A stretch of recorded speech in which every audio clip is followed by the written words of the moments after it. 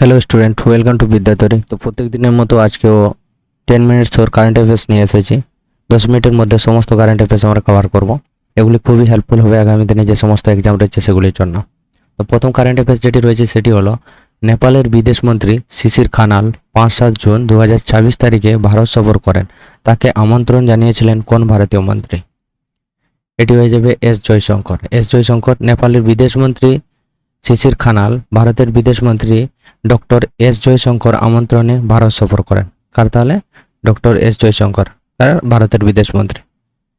Next যেটি রয়েছে সেটি হলো নেপালের বিদেশমন্ত্রী ভারত সফরে চালু হওয়া ইউপিআই এনপিআই সংযোগ ভারতের ইউপিআইকে নেপালের কোন সিস্টেমের সাথে যুক্ত করেছে? এটি হয়ে যাবে নেপাল পেমেন্ট ইন্টারফেস। আগেই অ্যান্সার দেওয়া আছে, এটি হয়ে যাবে। ভারতের ইউপিআই এবং নেপাল পেমেন্ট ইন্টারফেসের মধ্যে পার্সন টু পার্সন বা P2P সংযোগ চালু করা হয়েছে। মনে রাখবে, সম্প্রতি ঘটে যাওয়া এই ঘটনাগুলো খুবই ইম্পর্ট্যান্ট। ভাব্য পোর্টাল চালু হয়েছে কতটি বিশ্বমানের শিল্প পার্ক তৈরির প্রকল্প চালু করতে? ভাব্যের এর ফুল ফর্ম কি হচ্ছে? এর ভারত ঔদ্যোগিক বিকাশ যোজনা। ভারত ঔদ্যোগিক বিকাশ যোজনা, এটা মনে রাখবে। এর ফুল ফর্ম, ভাব্যের ফুল ফর্ম ভারত ঔদ্যোগিক বিকাশ যোজনা কে কার্যকর করতে চালু হয়েছে এটি একটি 33,660 কোটি টাকার প্রকল্প। কত? 33,660 কোটি টাকার প্রকল্প। এবং কেন্দ্র ও রাজ্য অংশীদারিত্বে 100টি শিল্প পার্ক তৈরি করবে। কোটি? 100টি। কে কে মিলে? কেন্দ্র ও রাজ্য, স্টেট ও সেন্ট্রাল মিলে। নেক্সট, ভারত ঔদ্যোগিক বিকাশ যোজনা কোন মন্ত্রকের অধীনে NICDC দ্বারা রূপায়িত হয়েছে? এটি হয়ে যাবে DPIIT। কি? DPIIT, শিল্প ও অভ্যন্তরীণ বাণিজ্য উন্নয়ন বিভাগ। ভাব্য প্রকল্পটি বাণিজ্য ও শিল্প মন্ত্রকের অধীনে DPIITর মাধ্যমে NICDC দ্বারা রূপায়িত হচ্ছে। কার? NICDC দ্বারা রূপায়িত হচ্ছে। এটি হচ্ছে শিল্প ও অভ্যন্তরীণ বাণিজ্য উন্নয়ন বিভাগ।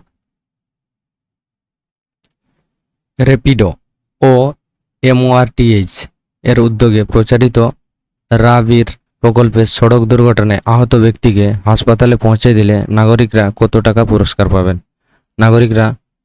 পুরস্কার পাবেন? এটি হয়ে যাবে 25,000। MORTH কর্তৃক এপ্রিল 2025-এ চালু হওয়া রাবির প্রকল্পে গোল্ডেন আওয়ার এ সাহায্যকারীকে 25,000 এবং একটি প্রশংসাপত্র দেওয়া হবে। কি হবে? 25,000 বা একটি প্রশংসাপত্র দেওয়া হবে।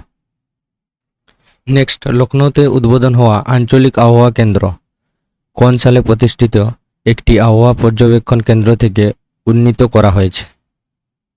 এটি হয়ে যাবে 1894। কত সালে? 1894 সালে। RMC লখনৌ 1894 সালে প্রতিষ্ঠিত লখনৌ মেট্রোলজিক্যাল অবজারভেটরি থেকে উন্নীত করা হয়েছে। নেক্সট, RMC লখনৌ মোট কতটি বিমানবন্দরের জন্য আবহাওয়া পরিষেবা প্রদান করে? কতটি হয়ে যাবে? 11টি। RMC লখনৌ উত্তরাখণ্ড ও পার্শ্ববর্তী অঞ্চলে 11টি বিমানবন্দরের জন্য আবহাওয়া সহায়তা প্রদান করে। কোটি? 11টি বিমানবন্দরের জন্য আবহাওয়া সহায়তা প্রদান করে।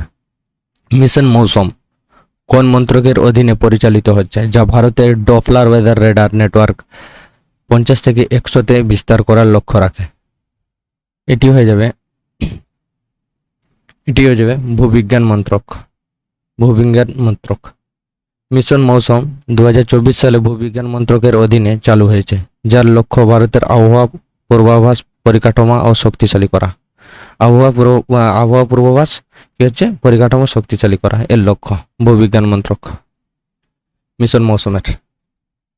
নেক্সট, SIPRI ইয়ারবুক 2026 অনুযায়ী 2025 সালে ভারতের প্রতিরক্ষা ব্যয় ছিল $92.1 বিলিয়ন।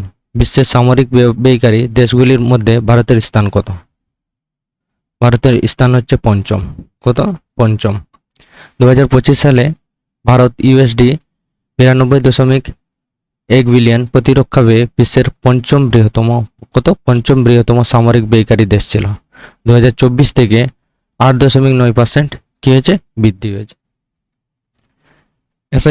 সিপ্রি ইয়ারবুক 2026 অনুযায়ী জানুয়ারি 2026 পর্যন্ত ভারতের কাছে কতটি পারমাণবিক অস্ত্র রয়েছে? কতটি পারমাণবিক অস্ত্র রয়েছে?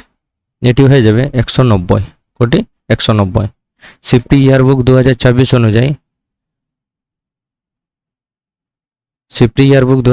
অনুযায়ী ভারতের পারমাণবিক অস্ত্র ভান্ডার 2025 সালে 180টি থেকে বেড়ে জানুয়ারি 2026-এ 190টিতে পৌঁছেছে। কোটি 180 থেকে 90তে পৌঁছেছে। নেক্সট, 2025 সালে বৈশ্বিক সামরিক ব্যয় ইউএসডি 2.9 ট্রিলিয়ন পৌঁছেছে। এটি ক্রমাগত কততম বছরের বৃদ্ধি? এটি হয়ে যাবে 11তম। আজকের কারেন্ট অ্যাফেয়ার্সে এই অবধি, দেখা হচ্ছে পরের ভিডিওতে। Thank you.